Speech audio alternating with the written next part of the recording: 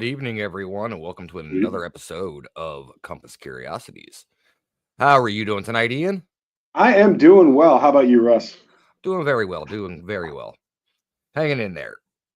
That's all we can do sometimes. So, honestly, tonight I'm pretty excited about having another author on. Obviously, you got to be backstage with me, just geeking out, talking about books and things Of like course. that in different genres.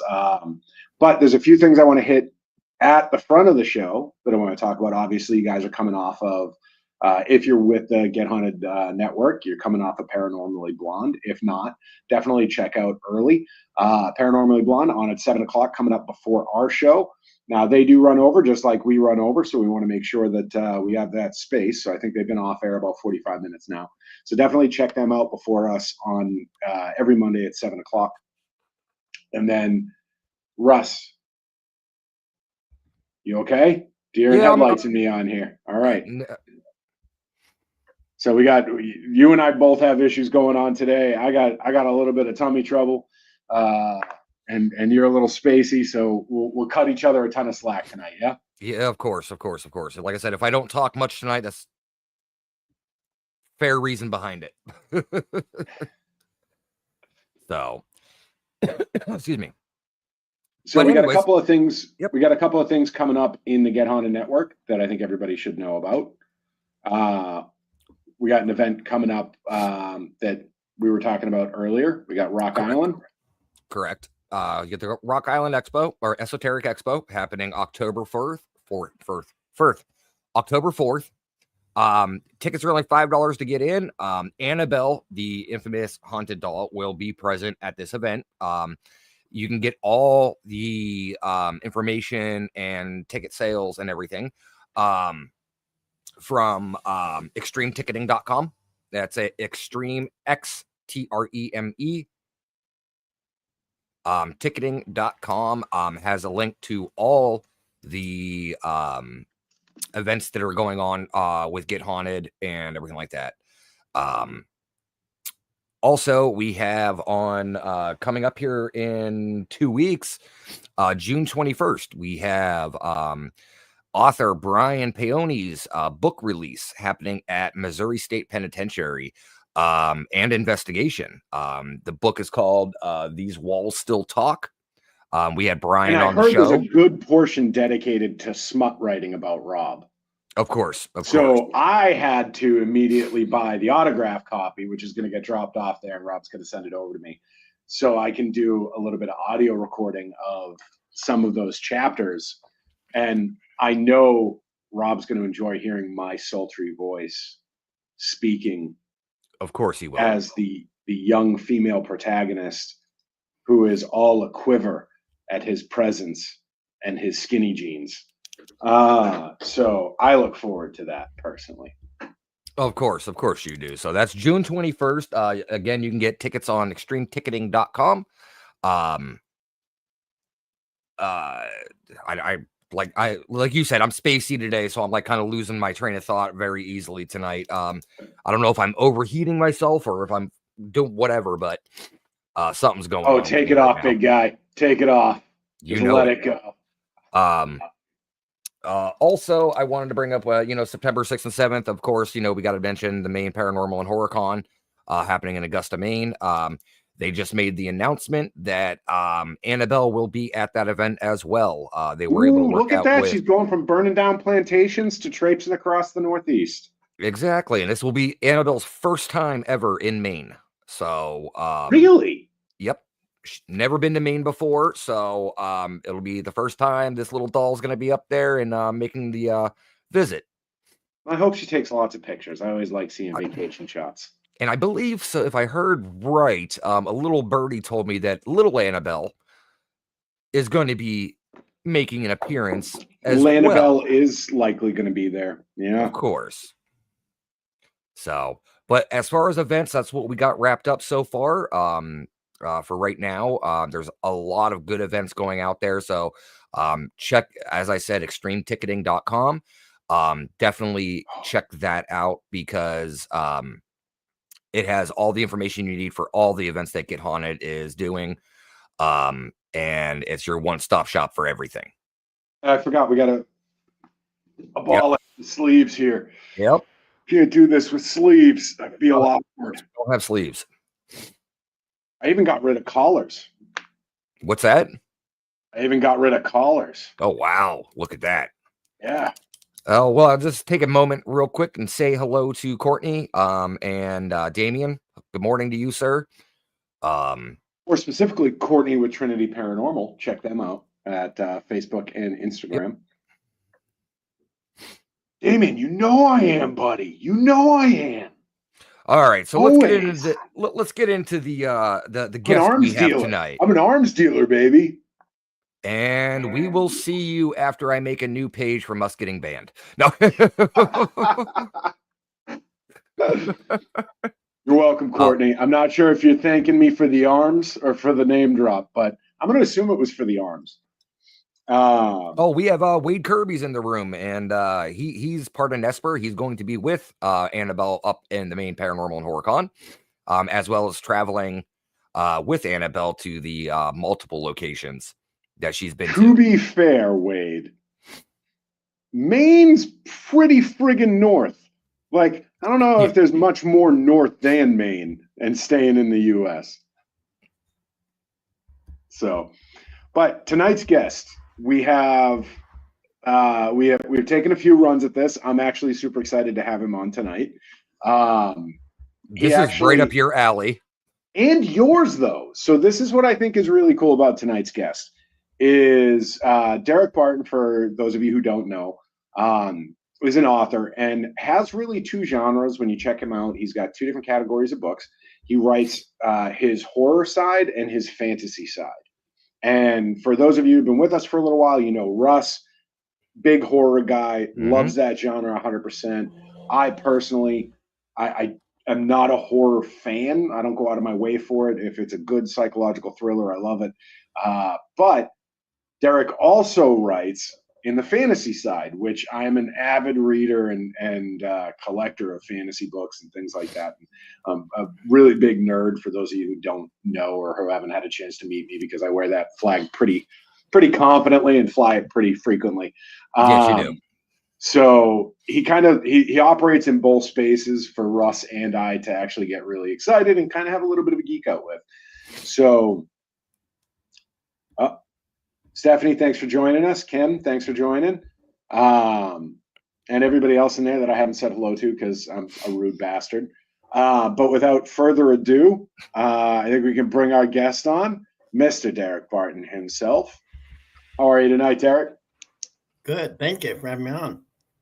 No worries. Thank you for coming out. As they say, third time's the charm. I'm glad we were finally able to nail down this with you. Yeah. It's the truth. So author, you got quite a few books under your belt. Thank you. I personally, because we spoke a little bit backstage, and I've always wanted to kind of take a crack at writing, but every time I get there, I just lose the words, and I can't put that pen to paper in that kind of way. But I mean, you're able to put out like quite a few books from a year. I mean, you're able to do 2, 3, 4 books a year. Yeah, I tried to do. My goal is to do at least 2 a year. At least. Okay. Oh, hey, Stacy. Thanks for joining. You didn't want to change your show time to tonight at 9 o'clock? Sorry, Derek. You're never going to let that one go, are you? No, I'm never letting it go. Never going to let it go. So, I actually had my own show for a while, Get Moderated, which should be coming back soon, hopefully. And Stacy and I were on the same night. And then we were on her show, and I was like, hey, guess what's going on? I'm changing my night, so we're not going to be in conflict anymore. And she had already decided to change her night too, and then we changed it to the same night and the same time without talking to each other. Never let it go. Never let it go, no. Stacy. It's too damn funny not to let go. So she's decided to be our arch nemesis. Yes. It is arguably the most peaceful adversarial relationship you could ever imagine. So what night will be on now? Stacy, he picked Thursdays. He picked a day that ends in Y. Yeah. So But all right, you were saying, I'm sorry, you try to keep it to. I try to at least do 2 a year. It just depends. Last year was actually pretty productive. I got quite a few stories out in some anthologies and did my own couple books. So I've been publishing since 2016. So I've got 19. I'm working on book 20 right now. Now, are you self-published? Did you start with Yes. self-publishing, or are you still self-publishing? Or Yep. Yeah. okay, I decided not to prolong and wait my life for somebody else to decide, hey, you know what, let's spend some marketing money on this guy. You know what I mean? I'll do it on my own if I have to. So I've been happy with, the direction things have been going. And I think you give up too much freedom, too much things to the other people. It doesn't become your work anymore. It becomes somebody else's. So, and I've heard, of course, the horror stories where people have had their endings changed. I'm like, how can you change a whole ending to a book that somebody's written, yeah. you know? And of course, they didn't really like the ending and it didn't work for the book, you know. So, yeah, I just prefer to avoid that nightmare. Yeah, and so Damien actually asks a question here that I was going to ask something very, very similar to as a follow-up. So when you got into this, because it looks like you've been going about 15 years now, Mm-hmm. 10, 15 years. What was it that like kind of flipped that switch? Now, was it, as Damien asks, like you were leaving school and you're like, and I'm going to write? Or was it kind of later in life? What kind of flipped that switch that said, I'm gonna start writing? Well, I would say the latter, where it, something flipped it after, I've been out of school for a long time. I did the standard thing. You get a family, you decide to support them, and bills are more important than your dreams at that time, So I went into insurance, worked a long time in the insurance industry. And back in, I would say probably about, when was that? Probably about 2010, a friend of mine happened to run into him online, and we were good buddies in high school. And I found out, he was up to 12 books. I'm like, oh, wow, that's great, man. And I go, who you published through? And he's like, I self-published. I'm like, I just blew my mind. I didn't even know that existed, Yeah. And he's like, I always thought you'd be the one that was published of our group, 3 friends, and we're all into writing, but, he was the only one that actually pursued it. And so I thought, well, you know what? Why not? If I can do it on my own, So I started writing and ran into that same situation where you start writing and then you lose your way to about 50 pages in. And then I started to really researching, and I found out that I'm a different type of writer than I thought I was. I always thought the writing, you had to just sit in front of the screen and type it all out as it goes, Yeah. And I was disappointed and frustrated with my writing because I felt like I was meandering. I was going from point to point, but I felt lost in my story, and I could only imagine what the reader was like. So I started. I went and basically started over my book, and I ended up doing a 50-page bullet outline for my book. So the book ended up about 300, like 350 pages long, and I basically followed my outline to the end, and I found out that that's the way I need to go. I found my process, and it's very, when you're looking at your outline, you're like, oh my gosh, I've only got like 20 more bullet points. So it was a great process for me. It was a great learning experience. So now, were you concerned about page count? Were you trying to hit the 350, or were you trying to go under it, trying to go over it? Or I was just trying to finish the story. Actually, I was like, I'm one of those guys that had like 50 story starts, but nothing accomplished, So to actually finish the story, let alone it being a novel, just blew my own mind, And I really worked hard at, refining that for my second book. So the first year I spent 3 years writing and finishing the story. Then I spent another 2 years polishing, editing, formatting, blah, blah, blah, learning the craft and learning how to self-publish. And then my next book was a year.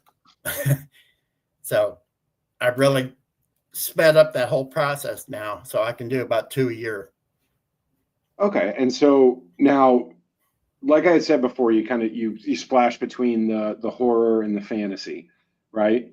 Mm-hmm.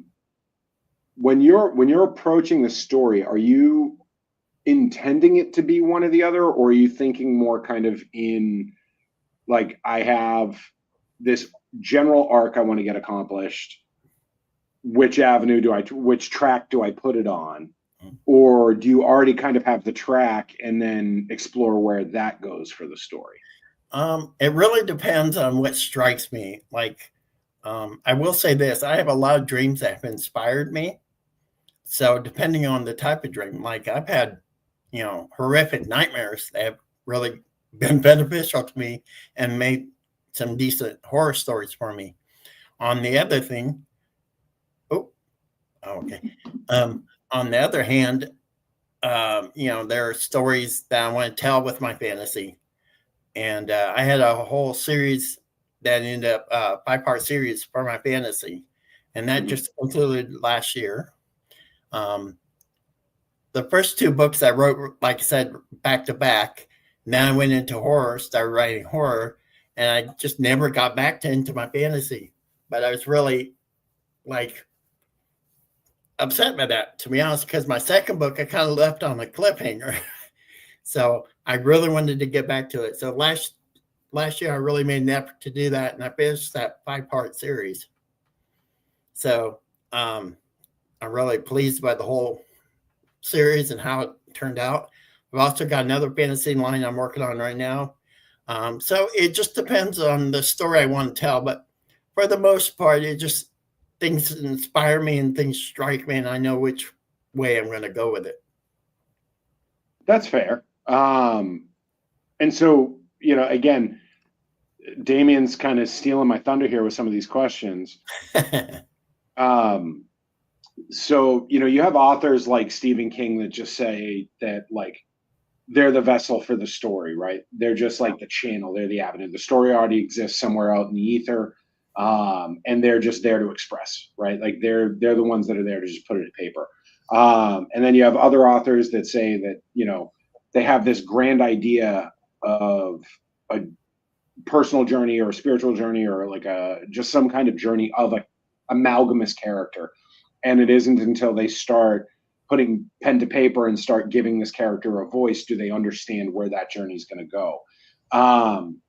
So for you, I lean do you more feel like you have that kind of exploratory inspiration, that external influence, or do you think it's just kind of more of a shotgun thing where like you just have that blast of inspiration that you're just scrambling to get everything down? Kind of that, as far as like, basically, I feel like there's stories that I want to tell, or there's characters that run around in my head that just, they won't leave me alone until I get their story told. And so it's like I said, for that series, that fantasy series, I had that in the background for a long time, and I just kept pushing it back. I think part of it was because I was afraid of screwing it up, I put a lot of pressure on myself. I'm like, this is a finale, you can't screw that up. You really got to build it. So it became pretty daunting. So I would hide behind my horror side and keep pushing the fantasy back. So I would say that a lot, like I said, a lot of my stories come from inspiration, either through music or mostly through dreams. Okay. And then I tell stories based around that. Like I had a nightmare where I was attacked and suffocated in a plastic bag, and that became an inspiration for a short story. I had a killer who kept surprising my main character and killing him, and he'd wake up and he'd be in a different setting. He's like, what the hell's going on? And you find out that not only is he dying, but he's dying in different infinities. So different realities. So the same killer was going around. He's like, at one point the main guy's confronting the killer, like, why are you always attacking me? Why are you trying to kill me? He's like, I'm not trying to kill you. I am killing you. And I'm yeah, it's not a try. This is actually happening. So that was an inspiration for a short story that I have in one of my new books that I released last year called Victims. It's a anthology of about 16 stories. So, but Damien, I don't think he's writing that kind of fantasy or that kind of horror. He's got different spooks of gray and Spookback Mountain. Nope. So that's actually a really good point, Christy. Do you think that there is like a degree of empath that you have to kind of connect to these characters and be able to really put yourself in their headspace? Like I love role playing. I love tabletop games. Fantasy is a huge, huge thing. And for someone that was relatively autistic growing up, it was really my inroad, right, to understanding people.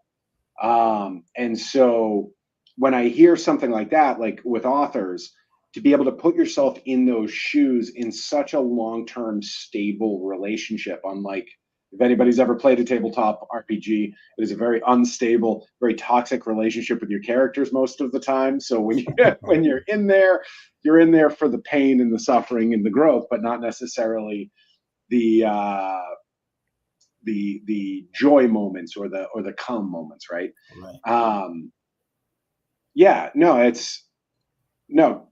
Christy, it's exactly that.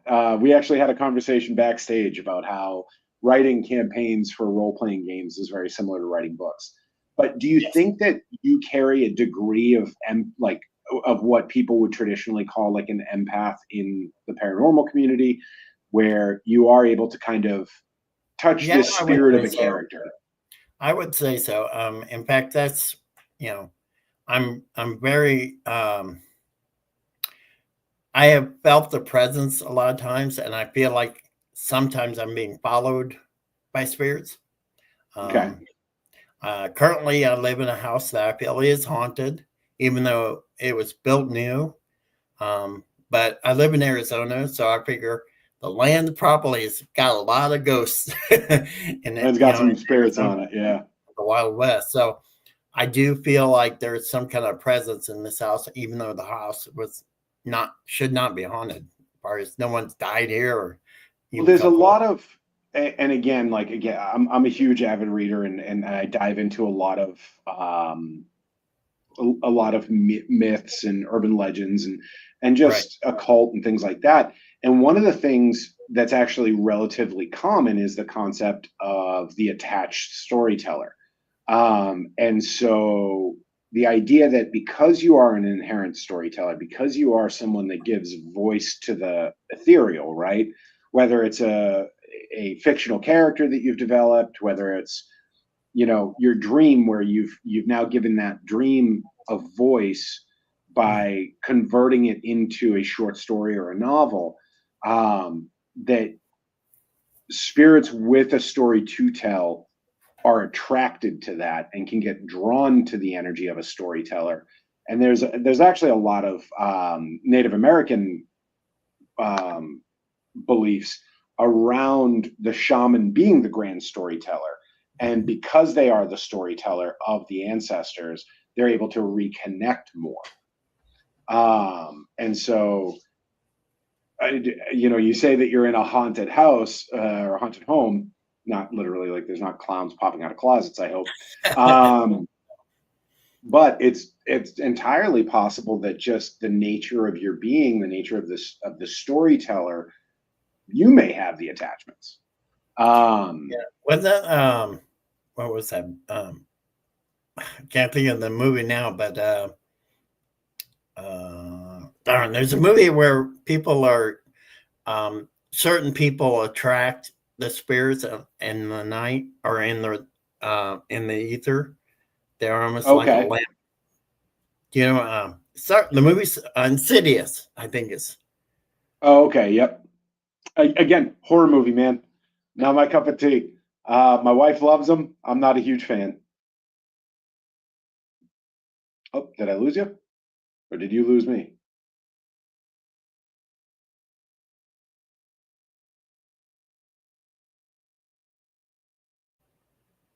Oh, you're back. All right. I wasn't sure who lost who because you went still for me. I probably went still for you. Actually, my entire both screens went black on my end. So, oh, okay. Anyway, what I was saying is that I think that you can be a type of spirit or a type of person that draws those spirits to you. I think that's what the movie Insidious was about, where demons were attracted to this boy because he was such an empath type person. Yep. And so I do feel like that can happen. Yes. I've had my own personal experiences with the paranormal. And I have no explanation for that. I'm not a religious person, so it's hard for me to rectify that, but I do know that I've had paranormal experiences. That's all I can say is that, I have no idea if they're souls or if they're actual entities of some time. I just know I've had my own experiences. So yeah, it's just an energy or an aberration that occurs in nature. Damien asks a good question here.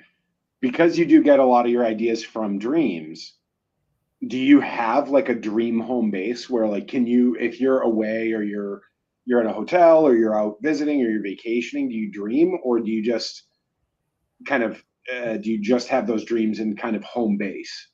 I think they mainly happen at home base. I don't dream that often, honestly, but when I dream, they're intense.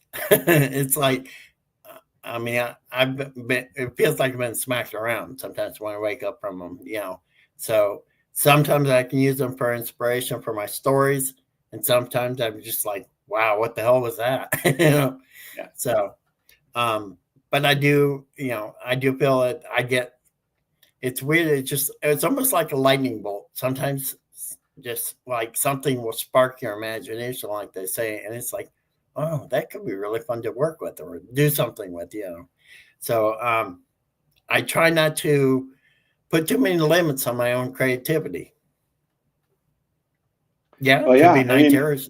If they're inspiring horror books, I definitely would categorize them as that. As night terrors, I welcome those. It's like I use them for fodder. I figured. And Christy, I'm the same way. It's going to scare somebody else. I do not have dreams. I have maybe 2 to 3 dreams every 5 or 6 years. That's really I do not recall my last dream, when it was or what it was.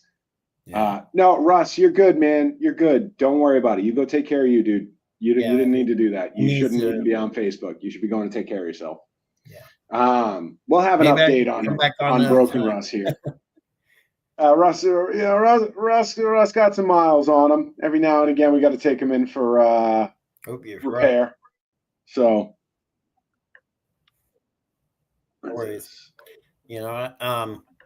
I'm actually, back when I just turned 50, I had a severe stroke actually. Okay. So I've been recovering from that, and at first it really hampered my whole writing.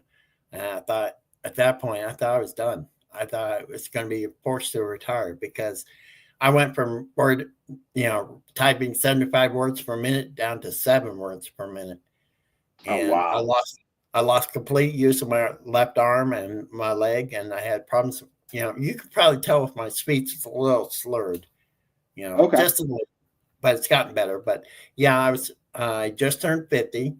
There was a hole in my heart that I never knew, and they're supposed to test for that. I guess in the 80s they started testing babies for that.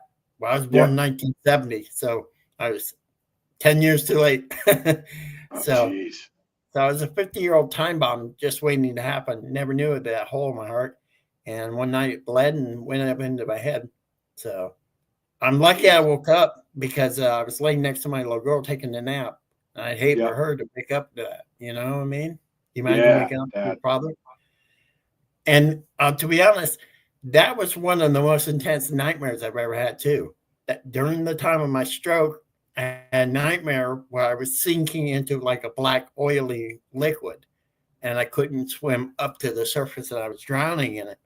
And I eventually got to the surface, and as I was pulling myself up onto the beach, I felt literally parts of myself, like pieces of my flesh, being torn off. Turned out that was the left side of my body. So it was like my mind was interpreting what was happening to my body and expressing how that stroke was happening. So had I not made it to the beach, I may never even woke up. So I had, I was in rehab for about 4 months. So I've learned to walk again, talk again, and ride again. So good Lord. That's like I said, it made good fodder for my writing, but it took a while. I was gonna say, which story did this one inform? Because I'd imagine that should be a series. Well, I'm a lot of my writing is on I would say either serial killer or demonic, villains. So right now I'm writing a serial killer series based in Chicago. So okay. Yeah, and now, is this like a modern day, or is this? Mm-hmm. Yeah. Okay. In fact, because a lot of my work, I use demonic or occult background to kind of get away with, things happening, that my killer is somehow connected to the occult, or demonic or whatever. And so one complaint to that was that, hey, I'd really like to see you write a crime story that's not based with any kind of occult or supernatural background. I'm like, all right, challenge accepted. So I'm writing a serial killer story. It's going to be basically a rookie detective is chasing a brand new serial killer who just started himself. So it's a race between the two to see who's going to slip up first. So it's a rookie race. Yeah, basically. Okay. And this time I'm not going to use any supernatural background. So. All right. And so do we have a time horizon for this one? Do you have an idea? I'm hoping the first book's going to be completed here by October. I got a book signing I'm really excited about that's happening at the same time in October. So Horror Fest here in Phoenix. I was going to say plug it. Yeah, it's Horror Fest 2025. It's based here in Phoenix, and it's going to be a really big show. In fact, they just announced they got like 2 or 3 stars from the series From, which is on, I believe, the MGM network. So it's a really cool. It's written by the same people that wrote Lost. Okay. So it's a really weird series, but it basically From is a town that once you go into that town, you can never leave. So okay, so a little Silent Hillish. Yeah. So anyway, I'm trying to get this series is going to be called Eclipse, and I'm going to try to have it done, at least the first book done by that October date, so I can, premiere it at that festival. All right. That's awesome. I mean, I'm going to keep an eye out for it. Now, one of the things you and I talked about before coming on, right, was audiobooks. Right. You were talking about the Dresden Files, which you said were based in Chicago. So that really piqued my interest now that I'm writing a story based in Chicago. Yeah, that's all occult. That is 100% occult, supernatural crime stories in Chicago. And Chicago, greater Chicago. It's a phenomenal series. Jim Butcher, like, it's been around for about 25 years now. I think the first book came out in 2000, 2001. There was a very short-lived series about it in 2007. They did a terrible job casting. I think that was some of the problem. He's this like 6'7" gangly kind of dude that's just, and he's gangly, right? He's like scrappy, but like he's a beanpole. And when the show came out, they got like a stocky 5'10" guy. And so it was just such a departure that the Jack Reacher series had, where they had Tom Cruise playing the first guy. I mean, he doesn't look like the main character. He did a good job, but I mean, and then John Krasinski didn't John Krasinski have a run as Reacher as well? No, Jim you're from The Office. No, that's the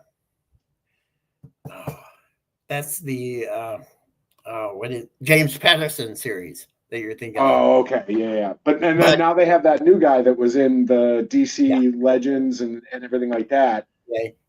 Alan Rickman, he's enormous. He does a good job. And now he looks like Reacher. Yeah. So they probably have the same issue that with that Dresden series. They don't have anybody who matches it. Well, and that was the problem is like because I remember when it came out, I was like, oh, cool, they're coming out with the show, and like I watched it a couple times, and I'm like, that's not Dresden, like that's not him. Like I enjoyed the show ish, but like it's not him because he's literally like out of a spaghetti western. Like his whole he wears a duster for God's sakes, like. Like the character is meant to look like he fell out of a spaghetti western, and just you have this like short, stocky dude playing him, and it was tough. Yeah, it was tough. So you brought up audible books. I didn't mean to. So I was talking about audiobooks, and I did notice one of the things that you have is you actually not only self-publish the actual written text, but you also have your audiobook files. Yep. And so all of my stories are on Audible right now. Yes, Christy, spaghetti western. It's a thing. It's a whole genre. I promise. It's the whole Clint Eastwood, like Unforgiven, Good, Bad, and the Ugly, Fistful of Dollars, and then a few dollars more, and classic tales. Yeah, and what I will say though, if anybody really wants, oh my God. Unforgiven is arguably like it's the masterpiece out of all of them. And Robert Kiyosaki remade it as a samurai movie. Right. Shot for shot, line for line, and it is perfection. You can watch these two movies play out side by side on screen, and it is shot for shot the same movie. Cuts at the same time, landscapes just like perfectly aligned with each other, but just one's Japan and one's like New Mexico. Like the mountainscapes were perfectly aligned. It was so good.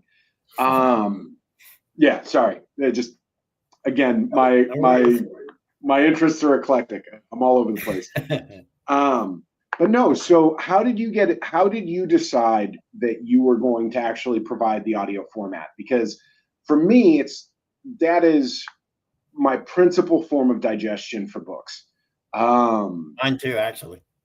Yeah, it's so much easier. I'm going through my day. I can have my headphones in. I can be doing things and listening at the same time. So how did you kind of land on that? So that's another funny story as far as, of course, I never expected to go that route. I was at a comic book convention. It's my second one I ever did.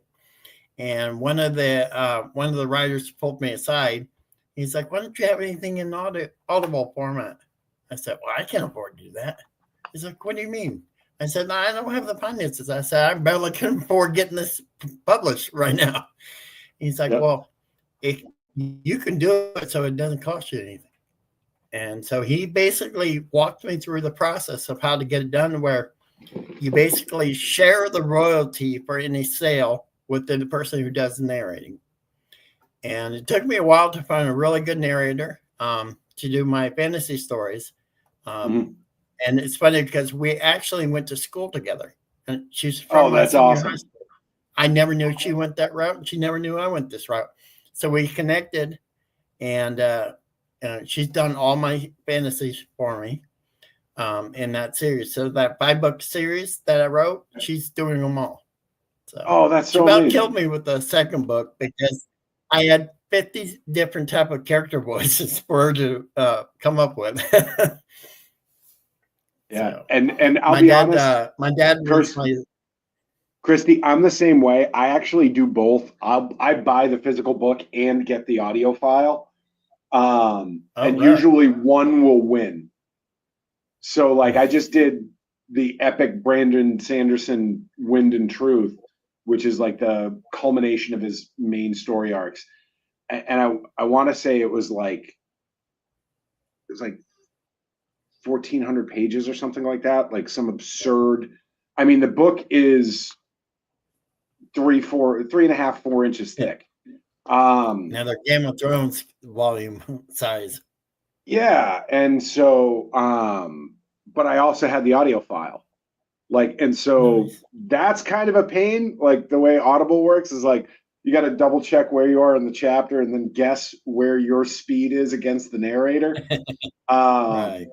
because you can kind of locate yourself back in the book, but that was difficult.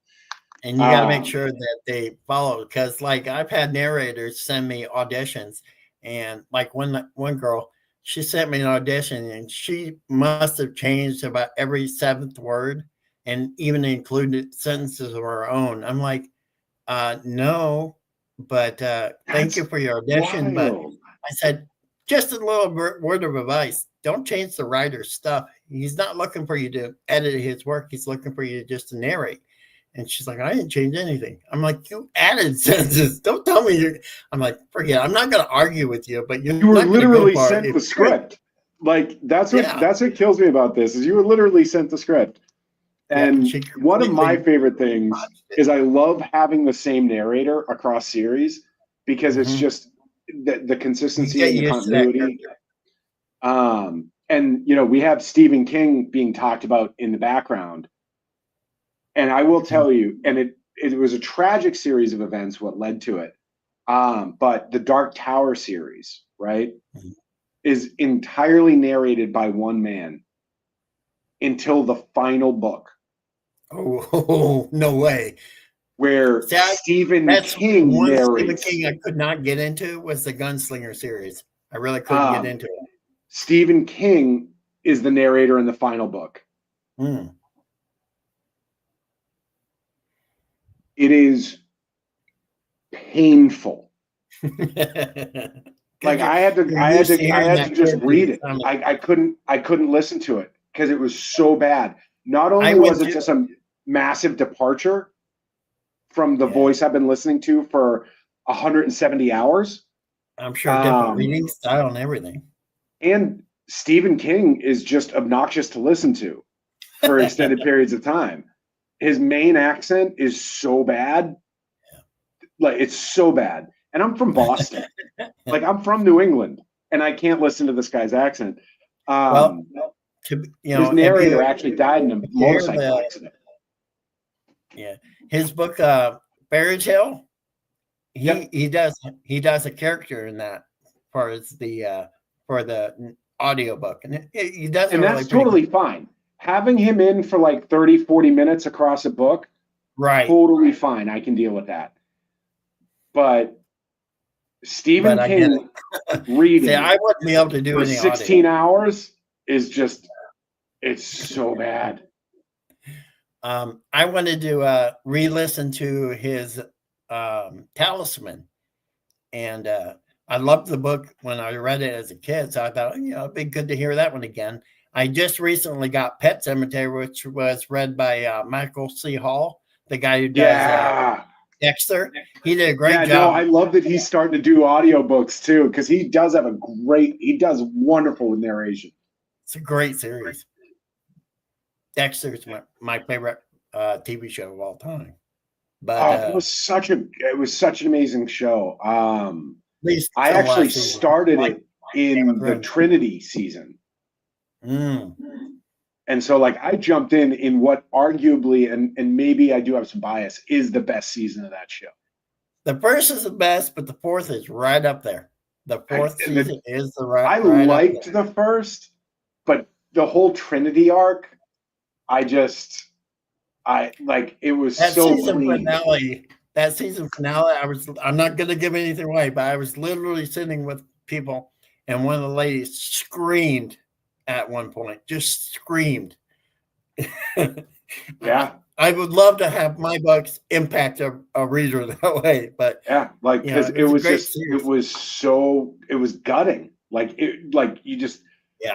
The end of the Trinity arc was the most like just it really did. gut wrenching. And then the fifth season, they added a character that was really well done, Lumen, who ended up being a character in that. And they're actually talking about in the new Dexter Resurrection series that's going to be coming out, they're bringing Lumen back, which would be good. How? She was the girl that was being raped and he saved her. Do you remember? Yeah, but then she went rogue. Right, but somehow they're bringing her back. She's not dead, so I mean, they're bringing her back. Is what I saw. Because I thought they made it super clear with the fire. I can't remember what happened with that. He like drugged her and set her apartment on fire.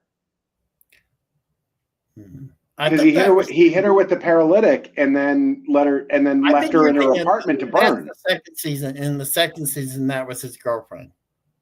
So in the fifth season, he saves a girl from being raped and kills her attacker. And then I gotta double check. I gotta double check which one that was. Yeah, I think you're thinking the English girl that he dated in the second. The dark-haired English girl, yeah. Yeah, he does kill her. That's okay. different. Okay. Woman's a blonde. Yeah, right, you're getting it mixed up. But, Julia Stiles. The Julia Stiles character. Yep. Okay. Yep. Yeah.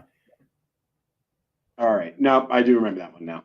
Yeah. Yep. When you said the fire, that's what clicked for me because, she sets her apartment on fire. He has to save the kids and break through the wall and everything.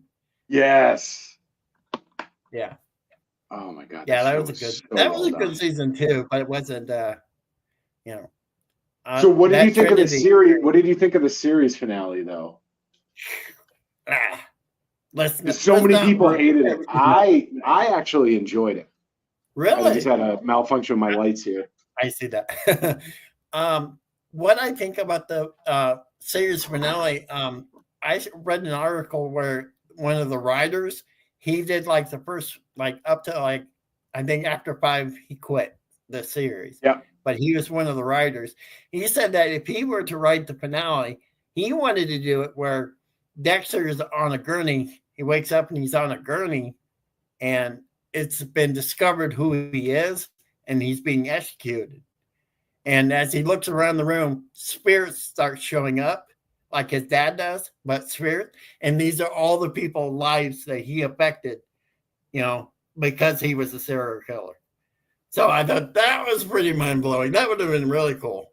Not like I said, I can't give away too much for people that haven't finished the series, but think about all the people's lives that he really, his sister. To be fair, Derek, if you haven't finished Dexter yet, it's your own fault. Like, I don't think you need to give spoilers at this point for Dexter. Yeah. But I mean, like, if you look over and you see his wife there, Yeah. And all these people that came to witness his execution because he screwed their lives up. Even though he was doing something noble in his own right, he was still sure. Ignobly noble. Yeah.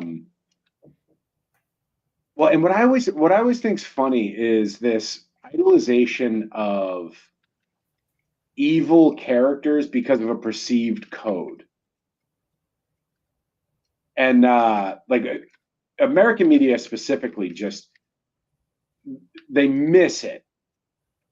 Like at no point in that series are you supposed to think like, oh, Dexter's such a good dude. Yeah. There's no point in the series. It's still. Yeah, like Dexter is evil. Yeah. I mean, when you look at the very first episode, he's killing a child molester and the guy who's killed children. So you're like, okay, I can condone what he's doing. Yeah, it's an evil act, and he is evil. He even admits he's a monster, but it's a monster that his father, of all people, his father decided to mold into a weapon, you know? Yeah.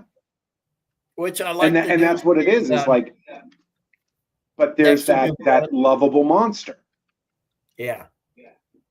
And I always find it very interesting on how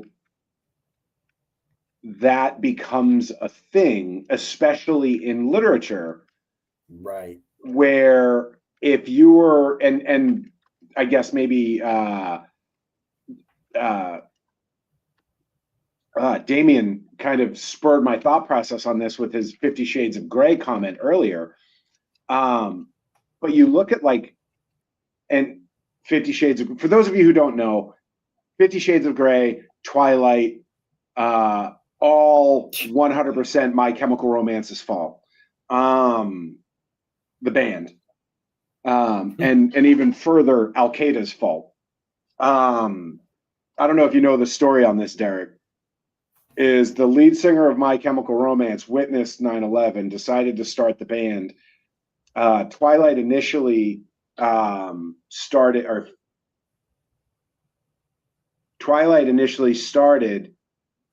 as kind of a fan interpretation of some of My Chemical Romance's music. And then 50 Shades of Grey evolved out of Twilight, or vice versa. I can't remember which. I think it's 50 Shades. Yeah. 50 Shades of Grey evolved out of Twilight fan fiction. And so because of 9/11, we have two additional tragedies, which are 50 Shades of Grey and Twilight. We have shimmering vampires. That's it. Yeah, that is but you have both of the male characters in those books, wildly popular among people. And they're both just straight up terrible human beings that are just likable enough to become these beloved monsters and this idolized monster. So when you're writing your villains, are you trying to humanize them in that way where it's you can kind of identify with them, or you can at least forgive some of their villainy because of their humanity? Well, no. I mean, majority of my villains, like I said, are either demonic or they're monsters. And, I don't give them that far as, I make it pretty clear that especially if they're demonic, there's no saving them. There's no humanity to them. I don't try to mix that. For me to give it justice, the story justice, you have to have these characters are looking to do what they're intending. If they don't really, they know they're not, my characters at least know they're not doing anything. They're not heroes. They're not heroes in their eyes. They know they're being villains, and they're comfortable with that. They accept who they are. I don't think there are stories where I can see, like Dexter, where he doesn't think he's a monster. He's still the hero in his eyes, but at the same time, he does know he's doing evil things. So well, that's cool. So I will say we are coming up at about 5 of. Okay. But I do want to address this. Damien, just so you know, Little Nicky does actually have a sequel on the docket. Adam Sandler's already confirmed this. I would love and to as far as Dogma goes, Kevin Smith just recently, within the past 6 months, managed to claw the rights out from Harvey Weinstein's personal ownership, ceded back to Miramax, and then ceded back to Kevin Smith. So Dogma in the US is actually getting a re-release in movies. It's finally getting its DVD and streaming rights released, and Kevin Smith is already talking about a sequel. So seriously, both of those, yeah, long. What?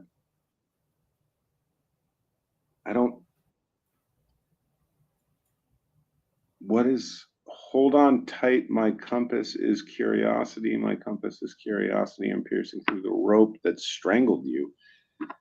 And all right, so that's got to be just some, all right, I don't know what that is. That went over my head too.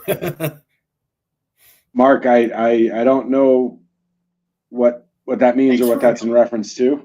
But Derek, thank you for coming on tonight. Greatly appreciate. Oh, looks like Mark came and went. He he dropped that in there and dipped out. All right. Well, thank you guys for coming out. Derek, thank you for coming on the show.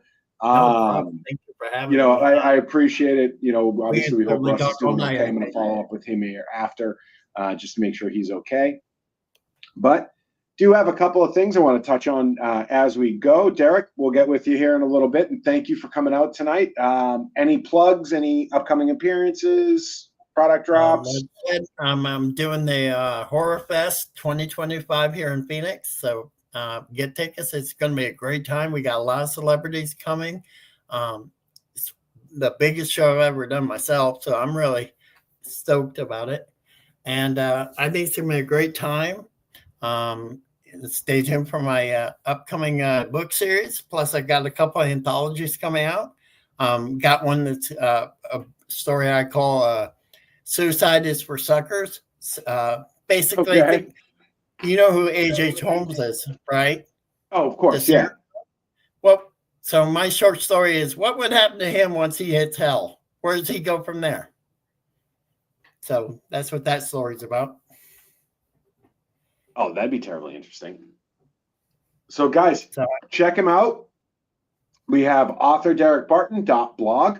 You can find all of his books, all of his appearances, and actually some how-tos and different experiences he's had in the self-publishing field, in the audiobook field, and various others, obstacles and hurdles that you might see as an individual author and an independent author. As always, keep your special edition rights, but if someone's willing to pick you up for the paperback, let them take that bullet for you, right? But Derek, thank you. I'm gonna put you down here. Got a couple things we have for the Get Haunted Network. Thank you so much for coming out, and we'll talk to you soon, guys. Thank you so much for joining another episode of Compass of Curiosity. On behalf of myself and Russ, we want to just thank you here. We also want to thank our hosts over at Get Haunted. Obviously, you can check us out every Monday night at 9 p.m. over on the Get Haunted Network, along with other shows like Paranormally Blonde, All Things Paranormal with Two Brothers on Thursdays. Definitely give some of these other shows a like and a subscribe. Definitely check us out. Also, we're going to be at the main Para Horror Con coming up. Also, got to check out that Rock Island Expo, guys. The amount of work that Rock Island does for the paranormal community, just in general, give them a shot. Head over there if you haven't already. Grab your tickets. It's super inexpensive. Otherwise, want to say goodnight to everybody. And, Russ is definitely saying goodnight to you guys as well. And from me and everybody else here as part of our team, and Bob, stay blessed, guys.